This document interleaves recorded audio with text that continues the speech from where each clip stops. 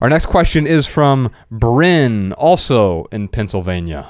How do you deal with special items you bought or otherwise got on a vacation? For example, I have a conch shell that I found on vacation, and it doesn't really add value to my life, but I'm having trouble getting rid of it because it's one of those quote-unquote special or cool things you find on a vacation.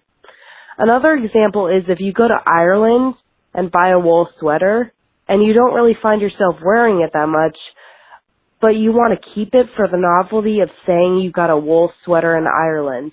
How do you deal with these items if memory of a fun trip is associated with them? So Ryan, I was thinking about to go back to the museums for a second, because I think this is really applicable to Bryn's question here. She's talking about dealing with souvenirs. I don't think the real problem with museums is like the curation. They have that down. For me, the real problem is the consumerism, the exit through the gift shop. Yeah. I mean, there's a whole reason that Banksy made the movie Exit Through the Gift Shop was to expose the consumerism of the art world, not just the money that's tied to art. That's maybe a separate problem.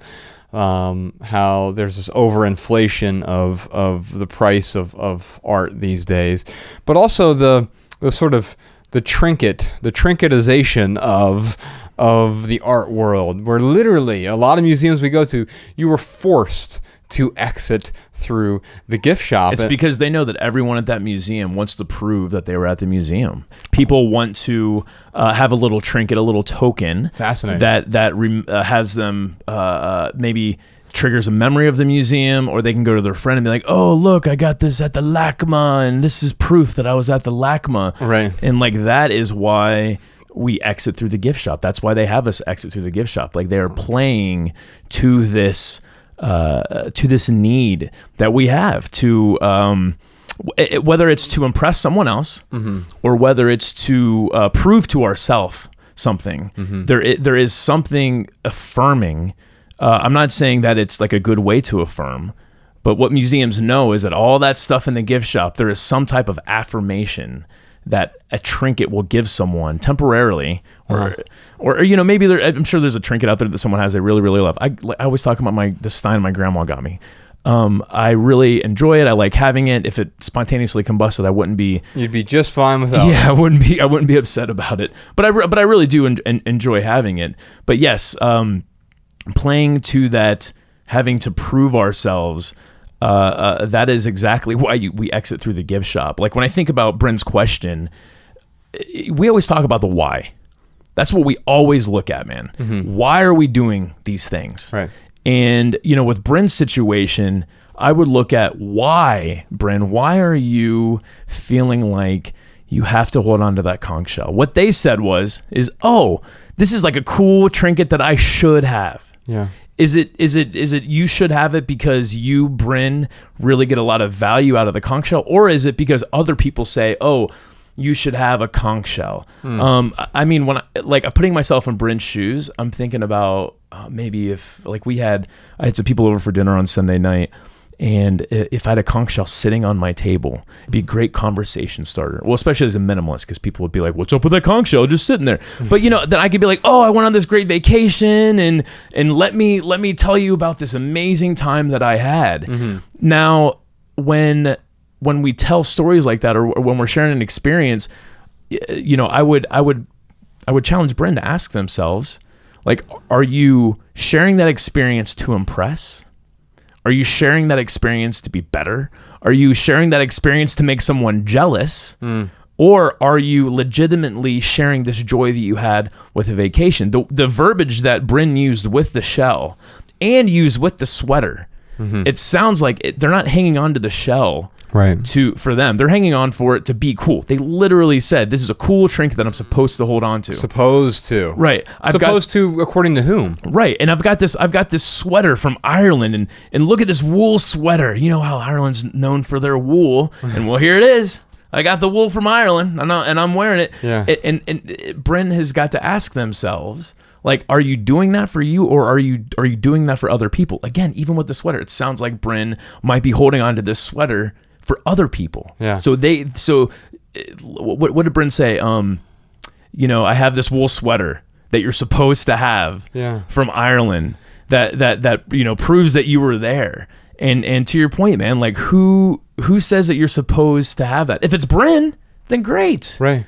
Like awesome. But even then, not great. It's a slippery slope. What about the supposed thing? So I don't have a problem with either one of these items. Yeah. In fact, if that's all you're really struggling with is one conch shell and one sweater, and that's what you feel like you're supposed to have, that's not a problem. No, they don't take a conch shell and a sweater don't take up much space. They're not the problem. They're symptoms of a greater problem, as you said. The I'm supposed to have these things because I want to impress other people. Here's the honest truth: you're not impressing anyone with a wool sweater, and if you are, you're probably impressing the wrong types of people. The person who is impressed by the conch shell, wow. Well, I would just question who I was associating with at that point. This to me is a symptom of another. Well, maybe not a symptom, but it's like a parallel to social media. How so? Because this conch shell and this sweater is something that Bryn can have to say, hey, look at me. I've done a lot of traveling and I got the stuff to prove it. And social media is this, hey, look at me. I'm having a blast and my life is awesome. And I've got all the pictures to prove it. And we've got to be careful with getting back to the why. We have to be very careful with why we're doing these things. So Bryn, why are you holding on to this sweater? Because you think it's cool. There is a deeper meaning there. Is it cool to you, or is it because it's cool to other people? The same thing with the conch shell. It's a nice little trinket from vacation. Is it because it's a nice little trinket for you, or is it something that you feel like you need to show to other people? When I think when we get to that why, when with these things, especially with souvenirs, and it translates over to social media, when we are talking about our experiences, when we're sharing our meaningful lives with other people, are we doing it in a genuine way? Why are we sharing it? Are we doing it with the intent to make someone jealous, or are we doing it because we're including people, not excluding people? So as a minimalist, everything I own serves a purpose or it brings me joy. Now, a sweater could certainly serve a purpose. It's going to keep you warm. It could also bring you joy. You look great in a cardigan, man. Thank you. The conch shell could also bring you, it's probably not going to serve a purpose, but it could bring you joy. It's a beautiful art piece that you just enjoy. Maybe you never talk about it, but you just like the way it looks. I have this like glass jug art piece at our home, and like I don't talk to people about it, but like I just like the way it looks. I think it's beautiful, and so it brings me joy. I don't put like a straw in it and drink from it or anything, but it doesn't serve a purpose in that respect, other than I think aesthetically it is beautiful. And you know what, dude? You think it's beautiful. Yes. And Rebecca thinks it's beautiful. And you could give two shits what Ella thinks about it. Well, yeah, she's 5. I'm just kidding, I tell her what's beautiful. But, no, what I was really going to say, and you can give two shits what other people think about it. Yeah. I mean, what matters is what you and Rebecca have curated for your home. And that, getting back to the why do you have that glass jug? Because you and Bex really enjoy it. It's a great art piece, and you really love...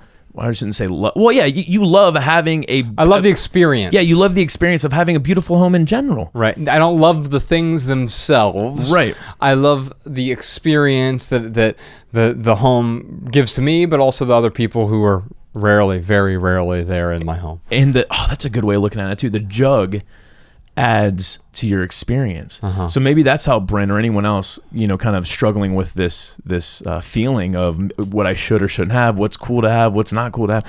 What is that thing serving? Is it serving the experience, or is it serving something else? I mean, when I think about, I had this thought last night about how, I'm trying not to get back into my mommy and daddy issues because I don't want to go too much on a tangent. But a long story short, I was just going back to having that perspective of, my father is who he is, and he uses this organization as a tool to be, who he to be a version of who he already is. You have to be a bad parent. So to look at that on a broader scale, last night I was like, wait a minute, everything we do, everything we have, These are all tools. Everything I own is an extension of me. Every experience I have is an extension of me. And I guess when it comes to owning, souvenirs, we have to ask, like, how is that tool serving a meaningful life? If that, whether it's a set of ideology, whether it's a set of beliefs, or whether it is a collection of souvenirs, we have to ask ourselves, what are those tools serving? Are they serving a meaningful life, or aren't they? Or are they getting in the way? Right, exactly. Yeah, so I think curation, when it comes down to curating, whether it's the souvenirs or just the other things in our life, curation is really about, curation is deliberate collecting, and there is nothing deliberate about collecting everything. Right. Every time we go to a new place to bring some new trinket in. So I think the first thing to think about is stop bringing in souvenirs going forward. That's step number one. Yeah. Dude, I have been on, it's funny, I have a section in my Gmail with travel, and then I've got like folders underneath it for every trip that Mariah and I have taken for, filing airline tickets, filing receipts, filing reservation, whatever it may be. I've got a folder that I can put all these emails in and go to. And I'm looking at Tokyo, Germany, Europe. I'm looking at all these awesome places we have been. Yeah. I don't have one freaking souvenir for any of them. Right. And I don't feel bad about that at all. Well, you have plenty of memories. And, yes. And that's a word that Bryn used, the memory associated with them. Of course, the memories aren't in the things.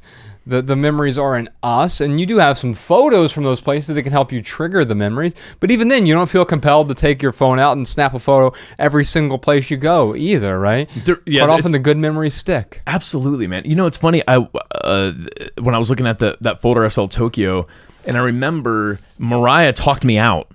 This is why I love having her in my life. Like, she talked me out of buying this. It was like a pagoda statue that it was only like this big, and it was like equivalent of $10 or something. And I was like, man, that is like a nice, cool little art piece, and maybe I'll like it. And she was like, I don't know, like, where are we gonna put that in the house? And I'm like, oh yeah, you're right. Like, I don't really know where we would have put that. And I passed on it, and I could have went back and got it, while I was there in Tokyo. But looking back on that situation, like, I don't regret not getting that pagoda statue. Yeah. Like, I am very content not having a trinket that I can look at and be like, oh yeah, that's from Tokyo. Well, and that's helpful too, having someone else in the house. Bex and I have a rule that if we both don't get value from something that's in the house, then we agree to not bring it into the house. Yeah. Now, agreeing on that beforehand, it's harder once you have a house full of all this stuff and you're like, but no, that's mine. No, like, what I've agreed to is I'm willing to let go of anything. I'm willing to walk away from anything. And I'm also willing to avoid bringing the thing into the house if Bex isn't going to get some sort of value from it as well. Now, sometimes with Bex, it could be she's going to get so much value from the thing that by proxy brings me value, even if I'm not going to use it. She has this kettlebell that she uses almost every day.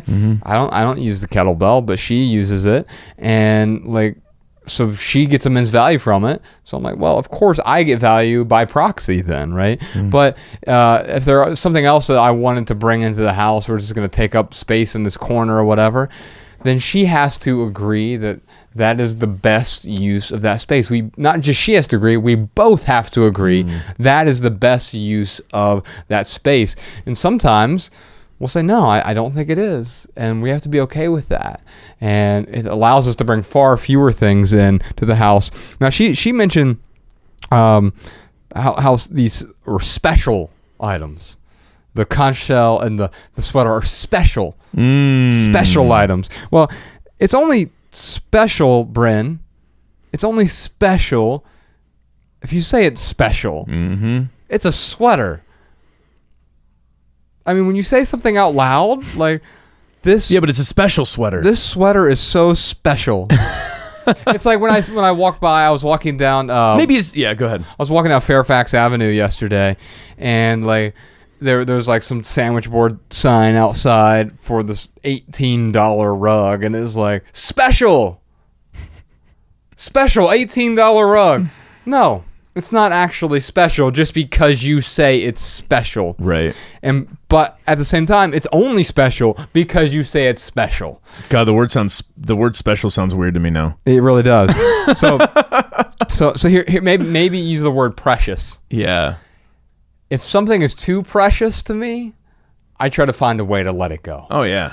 Because I start questioning, like, why is this so precious to When me? it comes to physical objects. Yes, yeah. Physical goods themselves.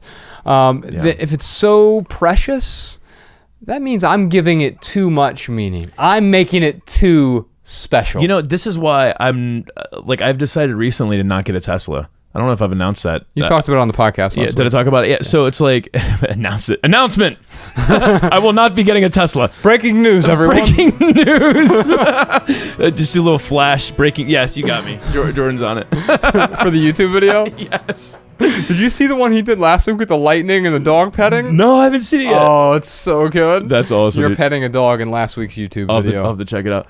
But another reason that I know I didn't mention on last week's podcast about the Tesla is if I got a Tesla and I saved for the next 2 or 3 years and was able to save up enough money to buy a Tesla, well then now I got a brand new car. That's going to be too precious for me. I'm going to hate when it gets scratched. I'm going to be annoyed when it's dirty. It's going to be so precious to me that it's going to affect my mood. It's going to affect my day. It's going to affect my time and attention that are the two most important resources we have. And that is what, to your point, I think that's what happens when things become too precious. So that ultimately is, that's kind of like I already decided not to really invest in it for the reasons that I said in last week's podcast. Also because a car is not an investment. It's a depreciating asset. Absolutely. Absolutely. But the icing on the cake for me, I guess, or like the final nail in the coffin for the Tesla is that... Was it the nail in the icing? Yeah, nail in the icing. Sorry. That's all right, man. Is the it is that holding it so precious and it constantly being on my mind, like not wanting to have that responsibility. It's why I don't own a house right now. Like, you and I've been talking about doing some like property investment type stuff. And, the thought of being a landlord, yeah, it might be a good investment, but dude, that's going to take up time and attention. Yeah. Owning a new car is going to take up time and attention. When something is precious, it will eat up some of our time and attention. And I want to keep that as much of those resources as possible, or use those as deliberately as possible, I guess. Yeah, last week we talked about the 5 most precious resources, that acronym we have, STEAM, STEAM, skills, and then time, energy, attention, and money. And in buying a house, so I own a house in Dayton, Ohio, a rental property, and it requires all of those, less so of the skill, but my skills were required to make the money in order to buy a house, right? And thankfully, Bex is the one who agreed to give up her resources. She's the one who manages the property. We also have a local property manager there, but it takes her time, it takes her energy, it takes her attention. Those 3 precious resources, not the physical goods themselves. The house itself isn't precious to me. It's just a house. It's a rental property income. And if the house were to burn down tomorrow, I have insurance and I'd be okay. I'd be just fine without it. Yeah. The 2 things for last things for Bren. Right before this, we were doing the YouTube pre-roll video that we do every week. We just do a quick pre-roll thing. And one of the questions that came up, the person said, the thing I struggle with my collections is always trying to complete the collections. Yeah. And I think we often treat collections as if once we have the perfect collection, it's the scene from Fight Club where he's like, I almost have my apartment just right.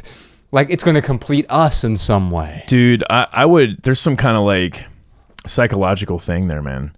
Like for someone who has a collection and they feel incomplete as a person because they don't have the entire collection, like if they ever completed that collection, like God help them, because they're gonna have to move on to another collection, or they're gonna be faced with why they're actually feeling like they're not a complete person. You start to feel lost. Yeah, I had that. So with me and my OCD, I had all kinds of collections. We did a collecting podcast. I think it was episode 118, and in there I talked about some of the things I struggled with throughout my 20s, like DVD collections or Al Pacino memorabilia, like really random stupid things when I go back. But I would have a collection, and as soon as I felt like either completed the collection or I more than complete, because there's some things you can't complete the collection. You just have an abundance. Like Al Pacino memorabilia, dude. Like there's an endless supply of that stuff, I'm sure. And so if you get an overabundance, I guess it's complete. But then, I then had to move on to whatever the next thing was. Just because you complete one thing, you know, as an author, I know this, you finish one book and then all of a sudden it's like, all right, start the next book. Yeah. And so you have to find a way to enjoy the process of writing the book, or those things, you have to enjoy the things, not the act of completing, owning the things, because it doesn't become more precious once you complete the collection. Now you just have all this excess stuff. You've completed the excess. I would encourage anyone out there who, you know, is facing this, where they've got a collection of things, but they don't have the complete collection, and they feel incomplete without it. I would you know, challenge them to ask themselves, why do they feel incomplete without the collection? And I would even bring that a step further and see if they can maybe, you know, change maybe it's the internal dialogue or whatever feeling it is that they are feeding into with this collection, to really try and work towards feeling complete without having the complete collection, because that's power, man. Yeah. Like being able to feel complete without having a complete collection, like that's gonna I would imagine, I mean, not even imagine, like I firmly believe that right there sounds like a much more meaningful life than, oh, I got to make sure I have this you know, entire complete collection. Yeah. And the other thing too is if there is someone out there who's like, oh man, I don't know, you know, I can't get this last bit of this collection, and I don't know how I'm going to get it, and I don't feel complete. Ask yourself, is there something else going on deeper inside why you don't feel complete? Because collecting them all, like that is going to be temporary relief from the incompleteness that you're feeling. Yeah, the definition of complete needs to change for you. You are already complete. You're breathing. Yeah. You're alive. You're complete. Even if you're in an empty room, the question then becomes, what are the things that are going to enhance my experience of life? Yeah. And guess what? It's not the full collection of Micro Machines from 1987. And so one last thing for Bryn here, you're going to have to let go of some stuff because you're over complete right now. And so there's this essay. It's coming out on our website. It'll actually be out by the time this podcast comes out. It'll already be on our website. It's not just about letting go. This one's called Let Go the Best You Can. Yeah. And it's really short. We look around our homes and see everything we once wanted. Everything that was supposed to make our lives happy and better and complete. And now they're collecting dust, unused. The exercise equipment, the pet accessories, the stacks of magazines, the Irish sweater and the conch that you're holding on to. And then there are the things we could, quote, never discard. The items that hold wistful nostalgia. Grandma's doilies, Dad's suit jacket, Mom's jewelry, that damn Irish sweater. No, you aren't required to get rid of anything. But if you're stressed by the excess, then perhaps it's time to jettison something. You needn't let go of everything today. Just let go the best you can. Yeah. You know, the one more thing I want to add to Bryn's... Here you go, Sean. You can put that in the show notes. To Bryn's question here is, Bryn sounds like, and this is not a judgment, this is just me dealing with the information we have from this question. Sure. Bryn sounds like they are trying to get acceptance from other people. Hey, look at me. I've been to Ireland. Hey, I've been to the beach. I've been to this beach, and I've got these things to prove it in. And, you know, someone might look at that and go, oh, wow, that's a really cool sweater. And then Bryn feels good about themselves. Like, oh, yes, thank you. It is a nice sweater. We all need acceptance in some way. Anyone who is, you know, living by themselves in the middle of nowhere, well, they have chosen to live without acceptance, but they still need it in some way. I'm just, you know, trying to really make sure that what I'm saying is makes sense in a general way. We all need acceptance. Need all the caveats. I get it. Yeah. So we all need some type of acceptance. The question is Bryn, what are you gaining the right acceptance with things? So you might have this, what if Bryn had this amazing collection of souvenirs? And great, people looked at the souvenirs, man, Bryn's got a really awesome collection of souvenirs. And Bryn's got that approval and that acceptance of people telling them, yes, you've got an amazing collection of souvenirs. But are those souvenirs, is that really serving a meaningful life? I mean, this is really just my way of saying that we need acceptance. We need people to support us in that way, letting us know that they approve of what we all need approval in some way. We just have to make sure that we're searching for the acceptance and the approval in a meaningful way. I think that when I think about any of our friends, like Dr. Green or Sean or Jordan or Jessica, or our partners, or my friend Nate Green's going to be in town this weekend, and our friend Sean Mahalik is going to be here this weekend, and we accept them not because of any of the things that they own. And they accept us not because of like, oh wow, I really like your apartment, or I like your car, or man, I really like the way you dress. That's the wrong kind of acceptance. Exactly. We want to accept the person for who they are, not for what they augment their life with. Because if you like just the facade of the house, but there are a bunch of termites, or it's just rotting inside, or it's just torn apart inside, that's the wrong kind of acceptance. You wouldn't buy a house that has a beautiful facade but is rotting inside. Yeah. And the same thing is true with the people that we bring into our lives. Yeah. We don't expect them to be perfect. No, of course not. But we do expect the sort of exterior to match the interior. Well, going with that, what I was talking about earlier with these tools that we have available to us in our lives and how they're an extension, I guess, if someone's out there and their friends judge them, or their acceptance is reliant on the tools that they have in their life, well, their friends might be tools. Bryn, I'd love to send you a copy of our book, Essential. It's an essay collection with 150 essays about intentional living. It's 12 different chapters, 12 different areas of intentional living. And one of those chapters deals with stuff. There's quite a few essays. It might be the longest or second longest chapter in there about how to appropriately let go, how to better deal with the excess stuff that we have in our lives. So Sean, if you could reach out to her, give her the audiobook or the book or the ebook version of Essential, essays by the Minimalists. And we'd love to hear what y'all have to say. If you have a comment or a tip about curating or collecting, including advice for any of our callers today, leave us a voicemail at 406-219-7839. You can also email a voice memo to podcast@theminimalists.com. We'll air our favorite comments and tips on a future episode. And stay tuned to the end of this episode for this week's listener comments and tips.